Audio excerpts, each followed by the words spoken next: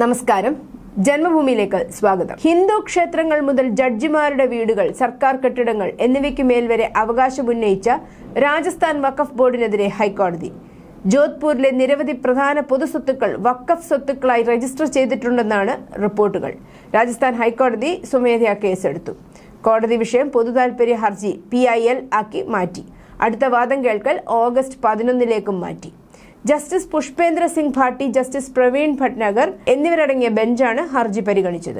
June 27 ഒരു മാധ്യമം പ്രസിദ്ധീകരിച്ച ഒരു റിപ്പോർട്ട് പരിശോധിച്ച ശേഷമാണ് കോടതി നടപടി സ്വീകരിച്ചത്.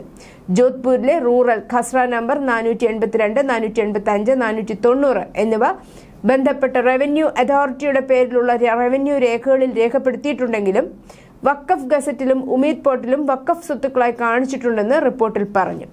സോഹൻലാൽ മണിഹാർ സ്കൂൾ, ഷാ ഗോവർദ്ധൻ ലാൽ കബ്ര കോളേജ്, കബ്ര മാതൃശ്രീ കലാമന്ദിർ, അഗർവാൾ ബാഗിച്ചി, അഗർവാൾ മഹാവീർ മന്ദിർ, സദ്ഗുരു കബീർ ആശ്രം, ഗൗരേശ്വർ മഹാദേവ് മന്ദിർ, മാരു ലോഹർ സിക്രിഗർ മന്ദിർ, ജുനഗർ ജ്യോതി ബാഗിച്ചി, 2 ന്യാദി ഭവനങ്ങൾ, ഗീതാ ഭവൻ, മറ്റ് വിവിധ റെസിഡൻഷ്യൽ വാണിജ്യ സ്വത്തുക്കൾ രാജസ്ഥാൻ ഹൈക്കോടതി ജഡ്ജി വിനീത് കുമാർ മാത്തൂറിന്റെയും ജാർഖണ്ഡ് ഹൈക്കോടതി മുൻ ചീഫ് ജസ്റ്റിസ് പ്രകാശ് ടാറ്റയുടെയും ഔദ്യോഗിക വസതികളും വഖഫ് ഗസറ്റിലും ഉമീദ് പോർട്ടലിലും വഖഫ് സ്വത്തുക്കളായി പട്ടികപ്പെടുത്തിയിട്ടുണ്ട്.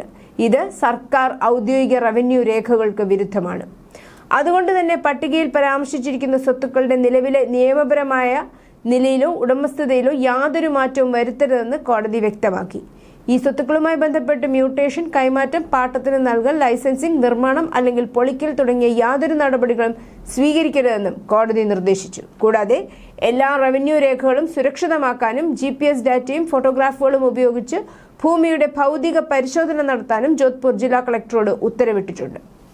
വിദ്യാഭ്യാസ സ്ഥാപനങ്ങൾ, ആരാധനാലയങ്ങൾ, ജുഡീഷ്യൽ വസതികൾ, നിരവധി പൊതു സ്വകാര്യ സ്വത്തുക്കൾ എന്നിവ ഉൾപ്പെടുന്നതിനാൽ ഈ വിഷയം വ്യക്തിഗത ഉടമസ്ഥാവകാശ തർക്കങ്ങൾക്ക് അപ്പുറമാണെന്ന് ഹൈക്കോടതി പറഞ്ഞു. റവന്യൂ രേഖകളും വഖഫ് രേഖകളും വ്യത്യസ്ത ഉടമസ്ഥാവകാശ വിശദാംശങ്ങൾ കാണിക്കുന്നതിനാൽ ഇത് ജുഡീഷ്യൽ പരിശോധനയ്ക്ക് വിഷയത്തെ ഗൗരവമുള്ളതാക്കുന്നു.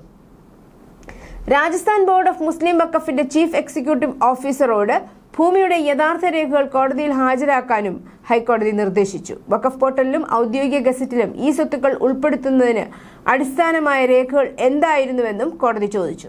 നിയമപരമായ നടപടിക്രമങ്ങൾ പാലിക്കാതെയോ ബാധിത കക്ഷികളെ അറിയിക്കാതെയോ ഏതെങ്കിലും സ്വത്ത് വഖഫ് സ്വത്തായി രജിസ്റ്റർ ചെയ്യുന്നത് ഗുരുതരമായ പ്രശ്നമാണെന്നും കോടതി വിലയിരുത്തി. ഔദ്യോഗിക രേഖകളിൽ ഒരു സ്വത്ത് വഖഫ് സ്വത്തായി കാണിച്ചിട്ടുണ്ടെങ്കിൽ അത്തരമൊരു എൻട്രി നിയമപ്രകാരം പിന്തുണയ്ക്കപ്പെടണമെന്നും 1995 വഖഫ് നിയമവും മറ്റും ബാധകമായ നിയമങ്ങളും അനുസരിച്ചായിരിക്കണമെന്നും ബെഞ്ച് പറഞ്ഞു.